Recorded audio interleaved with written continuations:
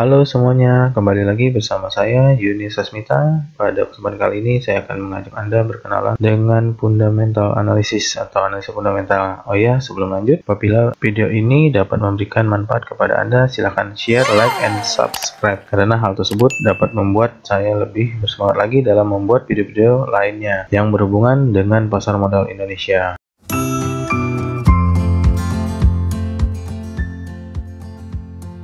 Fundamental analysis atau analisa fundamental adalah metode analisa yang didasarkan pada fundamental ekonomi suatu perusahaan. Secara teknis, menitik beratkan pada rasio keuangan dan kejadian-kejadian yang secara langsung maupun tidak langsung mempengaruhi kinerja keuangan perusahaan. Analisa fundamental biasanya digunakan untuk membuat keputusan dalam memilih saham suatu perusahaan yang akan dibeli untuk investasi jangka panjang. Maka kita akan mengetahui harga saham perusahaan itu undervalue atau overvalue. Maksud undervalue di sini adalah sebuah istilah finansial di mana suatu investasi dijual di bawah nilai wajarnya.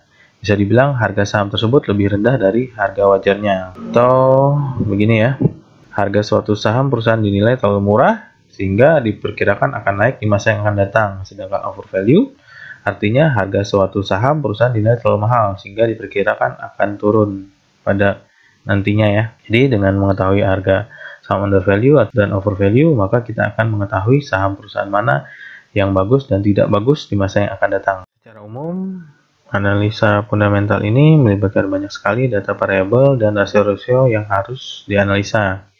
Namun menurut saya Anda cukup tahu ya 6 rasio penting yang ada dalam analisa fundamental. Nah, apa saja rasio-rasionya? EPS, BV, PER, PBV, DER, dan ROE ya.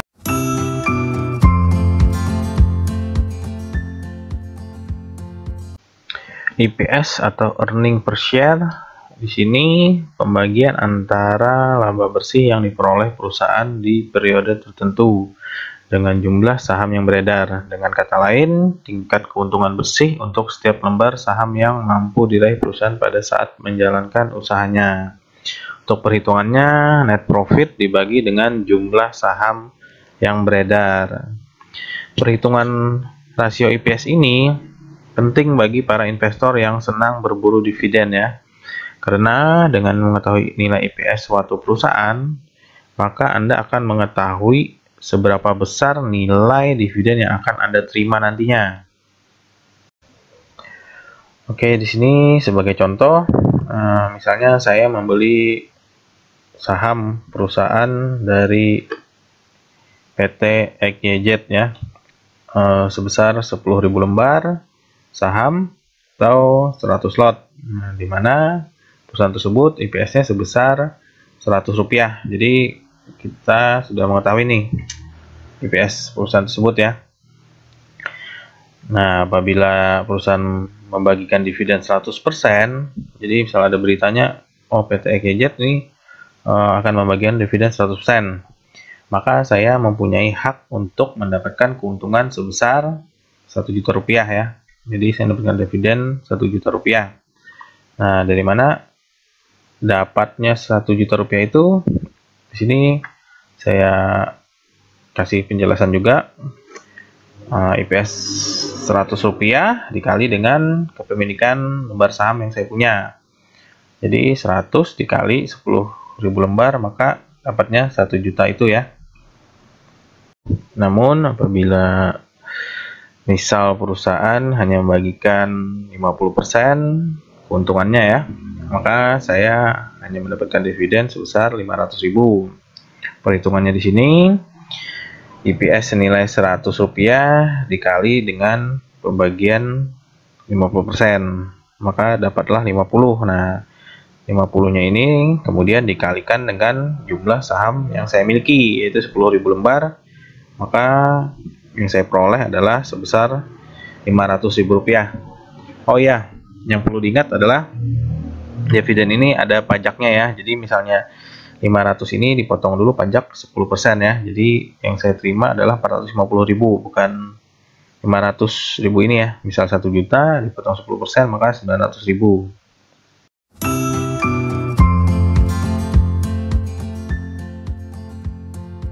Selanjutnya kita masuk ke book value atau nilai buku.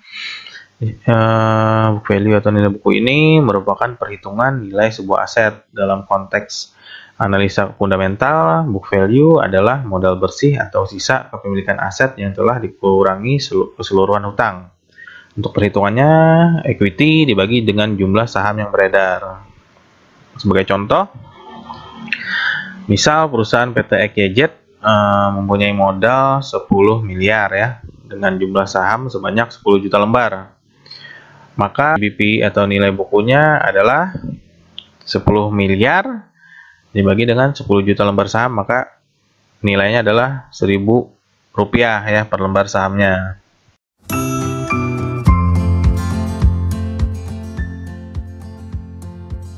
Untuk price to earning ratio atau PER di sini membandingkan harga pasar dengan laba per sahamnya.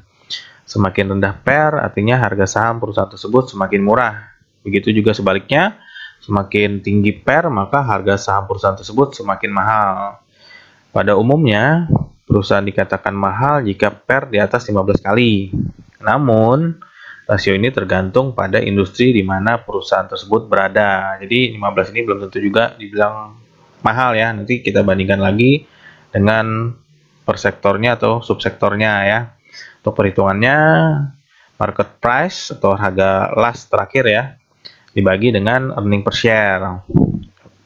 Earning per share tadi sudah ada penjelasannya juga ya.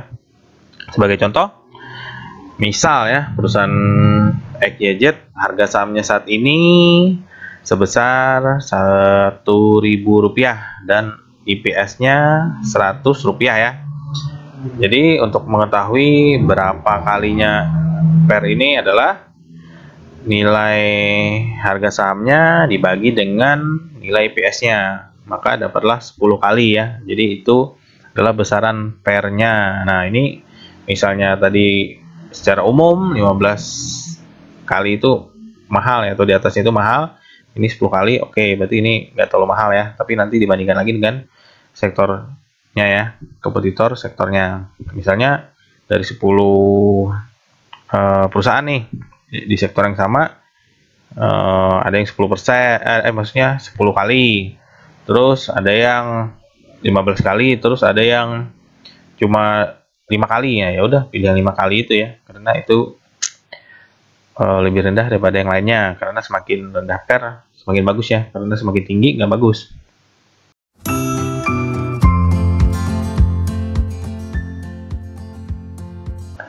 Kita masuk ke price to book value atau PBP. Di sini membandingkan harga pasar dengan nilai buku per sahamnya. Semakin rendah PBP artinya harga saham perusahaan itu murah. Begitu juga sebaliknya, semakin tinggi PBP artinya harga saham perusahaan itu mahal. Nah, secara umum harga saham perusahaan dikatakan mahal jika price to book value-nya berada di atas 2 kali. PBP perusahaan sebesar 2 kali ini biasanya diartikan harga saham telah mengalami peningkatan 2 kali lipat dibandingkan saat modal di-store dalam perusahaan itu ya. Di atas 2 kali itu mahal ya. Kalau bisa yang idealnya itu ya 1 kali lah ya. Misalnya kita menemukan saham yang PBP-nya di bawah 1 kali, berarti itu under value, salah harga. Nah, itu bisa untuk diinvestasikan jangka panjang. Untuk perhitungannya, market price dibagi dengan book value, atau sebagai contoh di sini saya jelaskan. Contohnya perusahaan PT EKZ, harga sahamnya saat ini atau last price-nya ya di harga Rp1.000 per lembar sahamnya.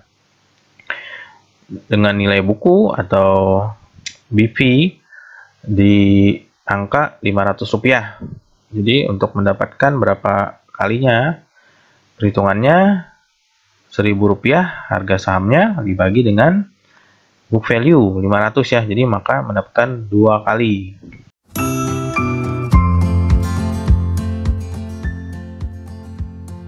Selanjutnya DER ya. DER di sini untuk mengukur tingkat hutang perusahaan dengan modal yang dimiliki. DER ini sendiri fungsinya mengukur risiko keuangan suatu perusahaan. Semakin rendah DER artinya semakin rendah tingkat utangnya.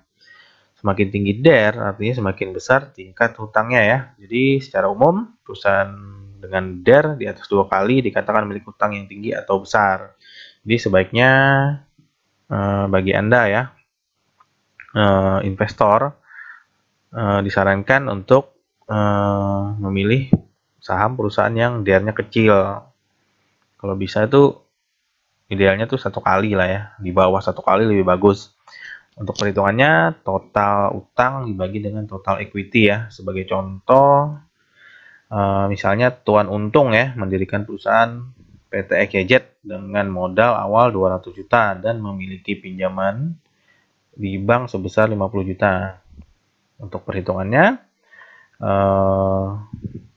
total utang ya 50 juta dibagi dengan total modal ya, atau total equity sama dengan 0,25 kali. Berarti ini bagus ya, karena di bawah 1 kali. Namun untuk saham-saham perbankan tuh ada pengecualian ya. Nah, di sektor-sektor keuangan itu kenapa? Perbankan itu kan dananya dari pihak ketiga, atau bisa dibilang dari masyarakat ya, terus disalurkan ke masyarakat lagi. Nah, mereka itu kan sebagai wadah menghimpun dana masyarakat, kemudian kan disalurkan lagi ke masyarakat tersebut. Jadi uang masyarakat itu diputar oleh perbankan tersebut ya, namun larinya ke masyarakat itu sendiri ya. Jadi contoh kayak apa ya, kita nabung atau kayak kita naruh deposito lah ya, terus dana kita, yang kita taruh di bank itu diputar lagi kan ke penyaluran kredit ya, kita juga yang make itu ya. Nah seperti itu. Jadi ya selisihnya itu keuntungan dari perusahaan perbankan ya. Rata-rata bunga kredit kan lebih besar daripada bunga tabungan atau deposito ya, sudah jelas ya untuk keuntungan dari saham-saham keuangan ya.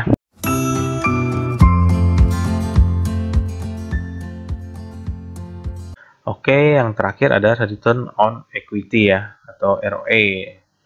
Return on equity ini mengukur kemampuan perusahaan menghasilkan laba dari modal atau ekuitas yang dimiliki. Semakin tinggi ROE, artinya semakin tinggi juga kemampuan perusahaan menghasilkan laba. Secara umum, perusahaan dengan return on equity 15% sampai dengan 20% dikatakan memiliki ROE yang bagus ya. Dengan mengetahui nilai ROE ini, atau misalnya kita mengetahui nilai ROE yang tinggi, maka Anda bisa mengukur seberapa layak perusahaan itu untuk dikoleksi ya.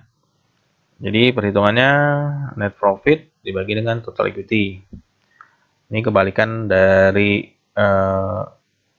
DER, PBP ya, atau PER ya. Semakin tinggi return on equity itu bagus ya, semakin kecil malah nggak bagus. Sebagai contohnya, misal ya nih, Tuan Untung mendirikan perusahaan EKZ ya dengan modal awal 200 juta dan memiliki pinjaman di bank sebesar 50 juta.